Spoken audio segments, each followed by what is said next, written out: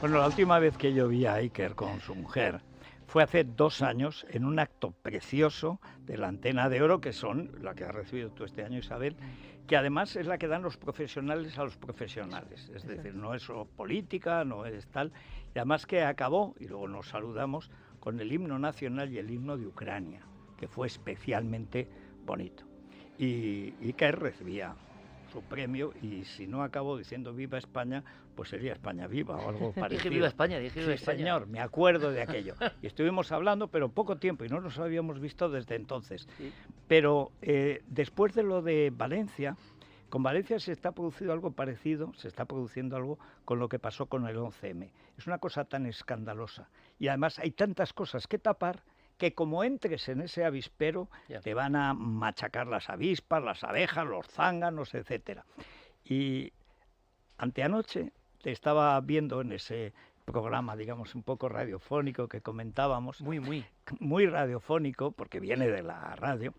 Y entonces lo que me chocaba era, digo, vamos a ver, ¿en qué momento? Lo estaba diciendo ahora, pero es así, porque yo he pasado por esta película, no es que la he visto, es que me la han hecho. ¿En qué momento te sale el moretón del golpe? Porque el golpe lo has llevado. Yo creo que pocas veces ha habido una campaña tan absolutamente salvaje. Y además, aparentemente injustificada, como la que te ha hecho objeto a ti. Tienes éxito, pero otros tienen éxito. Hablas de Valencia, pero otros han hablado de Valencia. Pero hay un momento en el que alguien se convierte en el blanco, con el que hay que acabar, porque no se puede hablar con libertad de lo que ni siquiera se sabe que ha pasado. El caso concreto fue el de los muertos del parking. Yo recuerdo haber hablado de eso porque no se tenían los datos y naturalmente lo lógico era pensar que ahí había muchos muertos. O sea, había 200 coches al menos, claro. Casi todos han muerto o en garaje o en un bajo. Incluso los arrastrados por las aguas han muerto allí. Todavía no sabemos la cifra. No se sabía, ni se sabe, ni se sabrá en un tiempo, porque han empezado a morir ilegales, gente que no estaba reclamada como desaparecida. De ahí a ver que tu nombre se pronuncia en el Congreso de los Diputados en la sesión de control. Bueno, la primera cuestión, ¿cómo está lo último de Valencia? Porque lo importante es que en la cuesta de enero, sigamos hablando de Valencia, porque aquello es terrible. Pues fíjate, Federico, compañeros, nosotros en el programa de Horizonte, que es un poco la otra versión que hacemos de actualidad, no queremos dejar de hablar de Valencia porque a ellos les molesta mucho, o bueno, temen, saben lo que son los medios, que llegue el olvido. Nosotros tenemos preparado, por ejemplo, con la policía, el pillaje es una cosa que se habla poco, y es una de las cosas, Federico, que yo creo que hacen que yo quede como proscrito, ¿no? La historia es muy sencilla, yo me voy, lo digo sinceramente, la televisión, donde se podía emitir con cobertura, era un sitio, es como si tú estás en Cibeles, para los que sean de Madrid, y el meollo de verdad empieza en Vallecas, ¿no? Sí. Entonces yo dije, yo me voy a Vallecas, y me voy con el mecánico Gaitán y con una emisora, y a falta de 3 minutos no teníamos entrada, no había luz. Unos rumanos nos dejaron una azotea, donde había luz, se había quedado la luz, bueno, allí era un cirio, no había nada de luz, y un sitio tenía luz. Bueno, ponemos la antena y entramos. Entonces, ¿qué ocurrió, Federico? Muy sencillo. Yo saqué las tiendas devastadas, era la segunda noche, saqué la tienda devastadas, saqué la gente haciendo patrullas para defender a las mujeres en la oscuridad, saqué la gente llevándose televisiones, saqué la gente con radiales rasgando los cajeros automáticos, saqué a la gente pidiendo agua, oxígeno, el marido no tiene oxígeno desde los balcones, y eso se emite en prime time un jueves. No estaba previsto, es decir, la ola de indignación que hubo tú no sabías después, lo que ibas a encontrar. Que es parte de mi shock también. O sea, tú vas pensando que es una dana, una riada. Yo recuerdo las riadas de Bilbao, recuerdo, oye, un desastre. Esto, compañeros, esto era como si en un sitio caen 5 bombas de Hiroshima. Esto yo, o sea, si estás allí, imaginaos esto en la oscuridad. Es más, recientemente, Federico, me encontré, fíjate cómo era mi shock, que hasta con todo este torbellino que ha pasado, que he publicado, que los tenéis en mis redes sociales, y os los paso cuando queráis, los vídeos que yo, porque tarda 5 horas el cámara en llegar, así la dificultad. Y yo voy grabando con mi móvil, iba en un jeep con el cuerpo por fuera, y tú no, o sea, cuando lo ves, dices, es que no es el abandono, total. Es una población buscándose la vida, es los niños con sus padres con bolsas de basura, buscando agua, alimentos, mucha gente expoliando todo, es la purga, y yo lo estoy grabando con mi móvil. fíjate, yo me acuerdo mucho de, ¿os acordáis de Quique Flores? Un lateral finísimo del Valencia y del Madrid. Hombre, además de familia, sí, nada señor. menos de Isidro Sí, señor. y la hermana de Lola. Bueno, un fenómeno. A mí mi lateral derecho fue... Y Miguel Tendillo, ¿te acuerdas del gran Miguel? Gran central de Valencia y luego del Madrid, sí, señor. Bueno, pues hablo con ellos, pues soy muy futbolero, hablo con ellos y me dicen, Iker, la sensación, ¿vale? A 8 kilómetros, hasta que no vemos el programa, esa noche del jueves, al final de octubre, no vemos la dimensión del Mad Max, del desastre.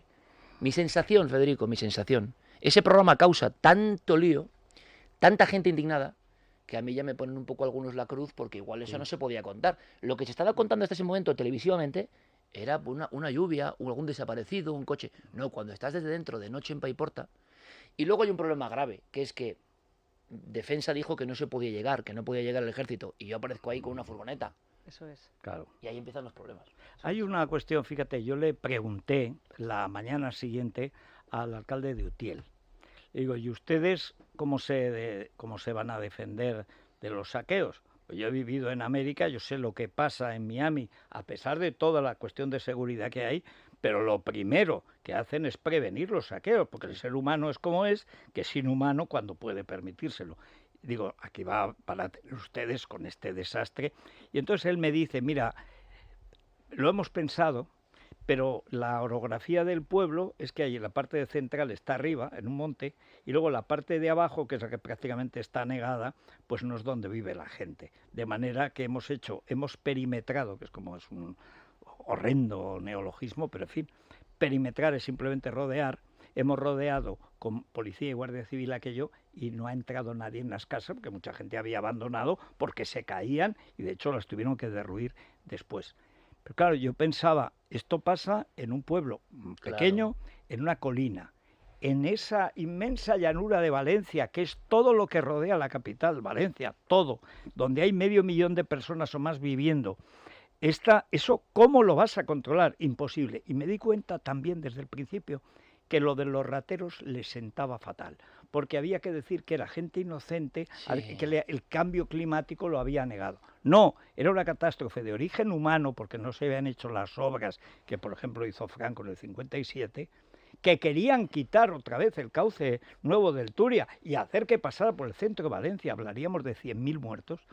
Y además que eso de que el ser humano, que es bueno, siempre es bueno. A mí me lo decía Cañizares, hablando de futbolistas. Sí, me decía, mi piso estaría negado si no es por este cauce. Pero te voy a decir una cosa en cuanto a los robos. Yo he rodado mucho en Perú, he rodado mucho en Bolivia, he rodado en Chile, en situaciones cuando pasa el niño, lo sabéis. Sí. Y el gran peligro es cuando vienen las bandas. Claro. Aprovecharse de los... Pero siempre pasa. Siempre. Bueno, pues esto pasaba allí.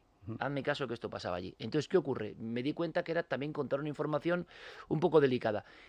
Me acuerdo que había políticos, tipo, no sé, salió Echenique diciendo que de alguna manera era toda una campaña tal, porque los pobres de Paiporta, por poner el epicentro, robaban solo Pringles, ¿no? Pringles, las patatas, sí. Y yo le dije, porque yo, mira, es que estaba allí 5 días, ¿no? Y digo, mira, las Pringles tenían forma de iPhone, las Pringles tenían forma de televisor, pulgadas, no quedaba uno. Cuando llegamos a una tienda de Vodafone, no queda un esto. Cuando llegamos a la óptica, San Gavino o la que sea, no queda una gafa. Cuando llegamos a las televisores no queda nada. Y cuando bajas con los vecinos en la zona donde no había cobertura, repito, nos damos cuenta de que han arrasado todo. Y luego cogemos a unos vecinos, uno es el Jonathan, que fue implicado porque decían que era un peligroso grupo de ultraderecha, o sea, una cosa increíble, un tío del pueblo con un hermanico que está mal y que se han quedado sin nada. Y esta gente, digo, ¿qué hacéis por aquí? Iban con unos palos, Federico, con el barro hasta las rodillas y con unos palos.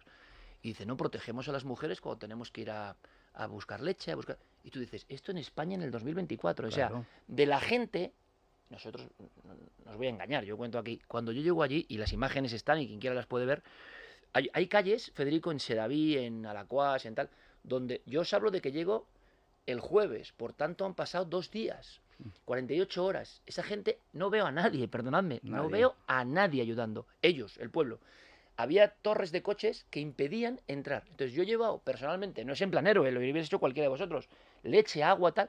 Me he subido por los coches, está mi cuñado ahí feliz viendo lo que vino en el segundo viaje, a dar agua y leche a gente porque no podían bajar desde el balcón porque estaba tapado de coches.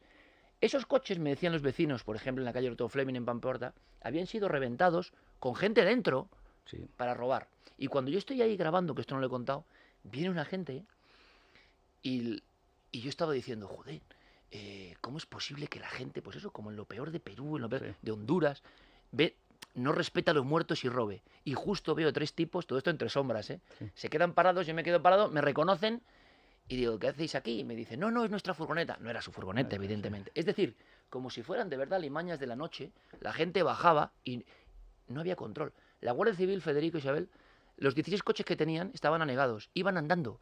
Y nosotros grabamos a la Guardia Civil persiguiendo robos en vivo y se caían, uno se lesionó con un árbol. O sea, tú ves eso, Mad Max. Bueno, pues eso sentó muy mal.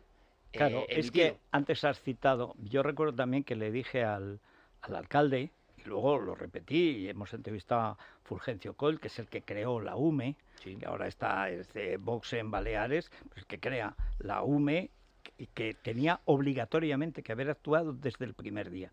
Y digo, es que lo único que puede frenar los saqueos, violaciones, atracos, violencias, crímenes, es el ejército, porque cuando aparece el ejército eso ya no es la policía, ni la policía municipal, ni tal, tiene que ser el ejército.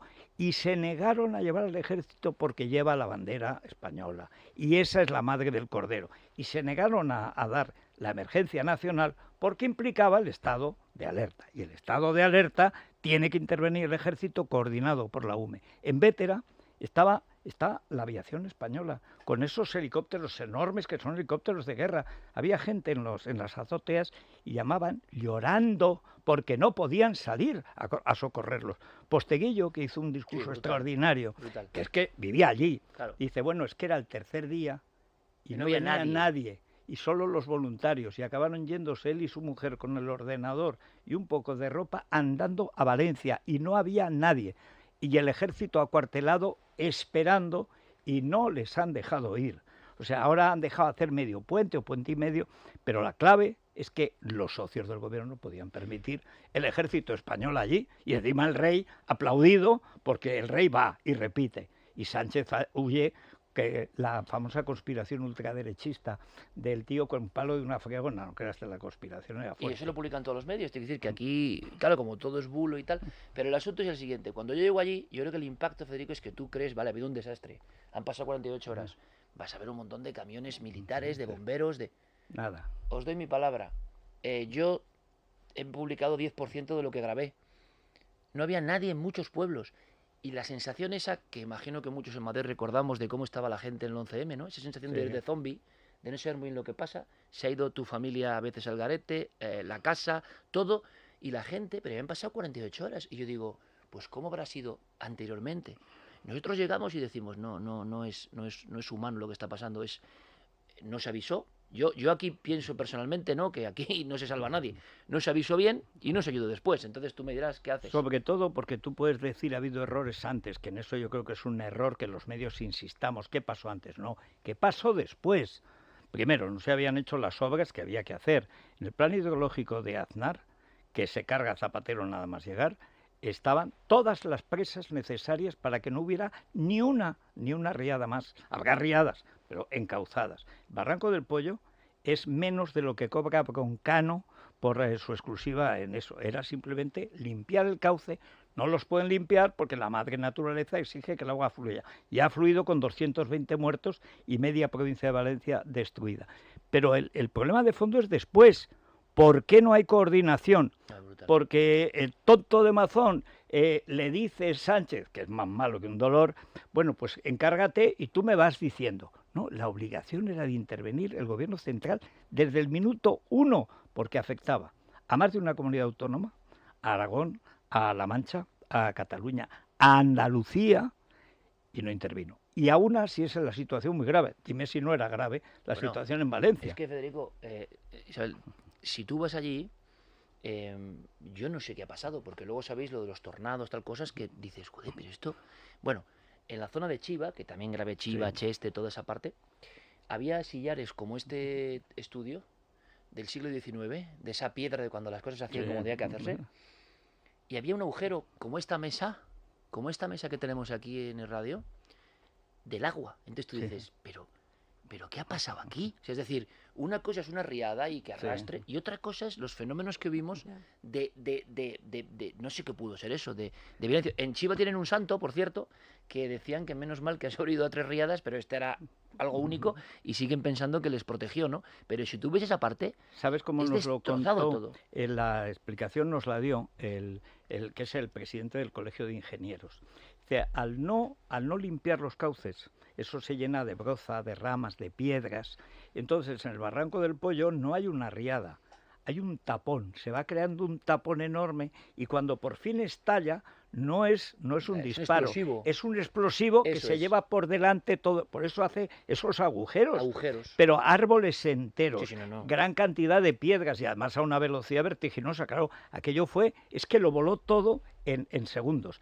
Eso se sabía. Pues tú imagínate vivir eso y que luego pases un montón de... Yo lo pensaba, porque nos puede pasar a cualquiera de nosotros. Es decir, una noticia siempre es como lejana, ¿no? Sí. Pero tú te pones con tu hija, vosotros... Sí, te pasa. Estás en el parque, en el centro comercial, y te pasa eso y no te viene nadie a ayudar. O estás en tu casa, porque un porcentaje muy elevado de los fallecidos fallecieron en sus propias casas, que eran casas a pie de calle, ¿no? Por cierto, no se debería nunca haber permitido que hacer viviendas allá bajos, porque no tienen las garantías básicas que deberían tener. Bueno, decía el alcalde de Pepe Porta que había 300 garajes, bueno, dicen 180, 300, o sea, todavía negados, ¿no? Bueno, ¿y cuántos de esos son casas reales? Y cómo se ha criticado el comportamiento de los individuos que han bajado a sus garajes. Ahora resulta que la culpa es de las personas que han bajado a retirar sus vehículos, cuando es una práctica completamente habitual en las localidades de costa, porque el nivel freático está por encima de esos garajes.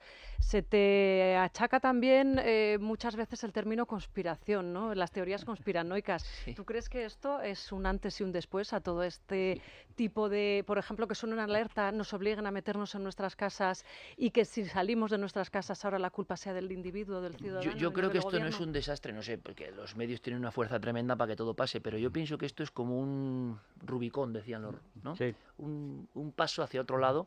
Yo he visto a la gente allí muy indignada, de verdad, con todo el mundo. Yo he estado con el pueblo y la gente no soportaba lo que había pasado. La sensación de inacción del Estado y la sensación de que tú vives en una comodidad y crees que te van a defender o te van a proteger, y no ha pasado. Y ha pasado en la tercera ciudad de España, en el 2024. Yo creo que esto intentarán llevarlo, domeñarlo de alguna manera, pero yo creo que esto generará... O sea, la gente, no os imaginéis cómo estaba la gente con los políticos. Mira, ¿sabes? El otro día... Miriam González, la mujer de Nick Clegg, el que era vicepresidente británico, que tiene una asociación que es España Mejor, para mejorar la relación de los ciudadanos con sus representantes. Decía, no puedo contar cómo me hablan de los políticos la gente, claro. No puedo decirlo. Estuvimos hace muy poco, hemos estado en Almería, etcétera, que sabe lo que es el problema del agua en otro sentido. Claro. El nivel de desafección del sistema representativo es brutal, y ni se entera la derecha ni se entera la izquierda. No. Da la impresión de que todos quieren seguir en el cargo. Bueno, ha habido un mal día. No ha habido un mal día. No ha habido un mal día. Ha sido un fracaso, pagando impuestos de primer mundo, no tener servicios ni del tercer mundo, y además el abandono programado, deliberado, de que se coma el marrón y el otro, la gente pues no, ayuda tú. Eso, Federico, que había una lucha entre los políticos que no se van a mover de su escaño, sean de oposición, sea que da igual, que viven todos bastante bien. Y yo te digo una cosa, cuando llego, las imágenes son tremendas, las imágenes crudas, digamos, del móvil. Cuando llego al primer pueblo, que es Alacuás, es cuando llega el shock, pero un shock que yo creo que, por ejemplo, algunos políticos tenían, lo digo sinceramente, o sea, que tú no te esperas eso, bien, tu obligación quizá esperártelo, pero no te lo esperas. Cuando vemos el primer pueblo de día, porque el impacto es tremendo, de día, con las calles todas taponadas hasta arriba y nadie ha tocado nada, y la gente se ayudaba entre ellos. Y seguramente esa gente era de izquierdas, de derechas, de centro, de lo que quisieran. Bueno. Y había una sensación humana de ayudarse. Habían pasado 2 días, y si tú ves la coordinación que tenían ya, a pesar del shock, y ahí no había de verdad nadie ayudando, es nadie, ni una ONG, nadie. Entonces yo eso lo he vivido y lo he visto, lo puedo contar. Y yo creo que eso va a generar, por lo menos allá en Valencia, una desafección muy grande, y lo que igual no han querido, y yo he sido muy criticado, porque os lo digo, todo el problema que yo he tenido, a mí lo de la campaña y tal, te lo juro, me da exactamente igual. Es más, la campaña conmigo no ha salido muy bien porque tenemos más audiencia que nunca y no podemos ir por la calle, Federico, no podemos. Antes, o sea, como Sánchez, pero al revés. No podemos ir pero por ningún sitio. La gente ve lo que ve, o sea, no transmite lo que es. Te puedes equivocar o no, como cualquiera, pero es que... Y entonces a mí, lo que tú decías y tú lo has vivido, hay un momento dado que a mí esto sí me extraña como colega. Un decano me decía que nunca había visto tantos compañeros, entre comillas, de repente dirigiéndose a uno. Porque hay un vídeo que se llama Bonaire Cronología, que también en cualquier red social se puede ver, lleva 9 millones de descargas, lo hizo un compañero mío, pero sin yo saberlo. Y digo, Juan, ¿por qué has hecho esto? Y me dice, por justicia. Y se cuenta cómo, días antes, La Sexta, desde la puerta del parking, habla de los muertos que está viendo la UME y está notando la UME. Se habla de Telemadrid, hablando de los muertos dentro de ese parking desde fuera. Se habla del Plural, con varios reportajes diciendo que lo que pasa es que algunos incluso los han borrado y los han borrado mal. Te quiero decir, Iker es uno más, sí, intoxicado. Además, no el primero. No, y encima en un tuit, no en antena. O sea, que yo alucino. En un tuit personal lo tengo que reconocer. ¿Qué fuentes tenía yo? Yo lo voy a contar sin ningún problema. Guardia Civil de Paiporta, Protección Civil de Valencia, no es poco, ¿eh? Uno de los forenses que venía de Holanda a Valencia, supuestamente a reconocer a gente en el parking, y la UME, alguien de la UME. Indudablemente, esa gente, al menos 20 medios, la ha intoxicado, es decir, ha dado informaciones que, oye, gracias a Dios, si yo estoy encantado de que no haya. Yo hago un tuit, y lo que me extraña, Federico e Isabel, es ese vídeo, que llevaba 9 millones de descargas, cuenta cómo todos los medios antes que yo han contado exactamente lo mismo y desde el parking. Nosotros no, por cierto. Pues de repente, Federico, ha sido tú. Veo a grandes popes y popas del periodismo. No puede emitirse ese programa, es un bulero. Yo digo, ¿pero no tenéis hemeroteca? ¿O qué pasa aquí? O sea, nadie ha visto vuestros programas en antena tres días antes. Y eso está. Cualquiera que busque Bonaire Cronología, mis compañeros hacen pista por pista, medio por medio. Y ojo, otra cosa que os digo para que veáis lo que son los medios. Dice, Iker dijo que había 700 cuerpos. Mentira. Nosotros dijimos que la Guardia Civil dijo que había 700 vehículos quizá en ese lugar. No muertos, nunca. Y la gente empieza a inventar y la gente sigue la consigna, como la pancartita hecha en la esto. Y resulta que en informativos, lo siento, de La Sexta, en programas de La Sexta, en programas de Telemadrid, en el Plural, en muchos más medios, que vienen todos ahí, se habla antes que yo, no de que podía haber, sino de que la UME estaba registrando las víctimas y habían visto ya los cuerpos en antena. Entonces, ¿por qué Iker es el bulero? Es una pregunta digna de cuarto milenio. O sea, ¿por qué yo soy, que soy uno más, porque estaba allí, ¿por qué me endilgan esto? Pues yo colijo de esto, Federico, no lo sé, que es porque he tocado mucho las narices con ese primer programa 4 días antes, donde se vio una situación en Valencia de tercer mundo y de abandono. Bueno, hay un entremés de Cervantes buenísimo, El retablo de las maravillas, en la que pues hay un gran vendedor de alfombras. Lo hice yo con la Bordeta y Sánchez Sinisterre, Joaquín Carbonell, que en paz descanse, hacía, el tío que vendía la mula ciega. Vean ustedes los ríos de Babilonia. Había una sábana y no se veía nada. Ahí va, llega el faraón desde allí y tal. Cuidado que el ventarrón nos puede arrebatar. Y la gente no se movía. Y hay uno que dice, pues yo no veo nada. Lo mira el otro y dice, exilis es decir, es judío. Es judío, el que no lo entiende, y todo el mundo empieza a decir, ¡oh, qué tormenta! ¡Oh, qué tremendo! Para no verse señalado. Es una forma de terror clásico que se ha usado siempre, pero claro, con los medios modernos. Ya. Es tan brutal. Brutal. No es que te ataca 1 o 5, no es que te atacan 50 a la vez. Y todo, yo no quiero ser el último.